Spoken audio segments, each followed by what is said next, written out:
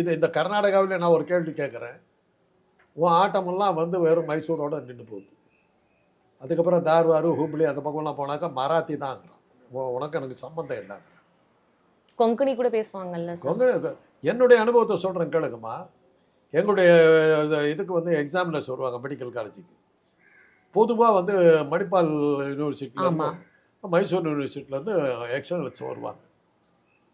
அவங்க எந்த அளவுக்கு ஒருத்தருக்கு ஒருத்தர் ஒத்து போகிறதுன்னு தெரியுமா? அவங்களுக்குள்ளேவா சார்? மணிப்பால்ல இருந்து வர்றவங்க பாம் க்ரோ ஹோட்டலில் தான் ரூம் போடணும். மைசூர்லேருந்து வர்றவங்க தாசபிரகாஷ் ஹோட்டலில் தான் ரூம். மாற்றி போட்டிங்கன்னா உட்லண்ட்ஸ்ல எல்லாம் போட்டிங்கன்னா ஒத்துக்க மாட்டாங்க. அந்த அளவுக்கு அவங்களுக்குள்ள இது உண்டு.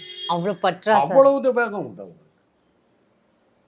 அந்த கொங்கணி இவங்கெல்லாம் வந்து நாடு மாநிலங்கள் பிரிக்கும் போது கர்நாடகாவோட சேர முடியாதுன்னு தான் சொன்னாங்க.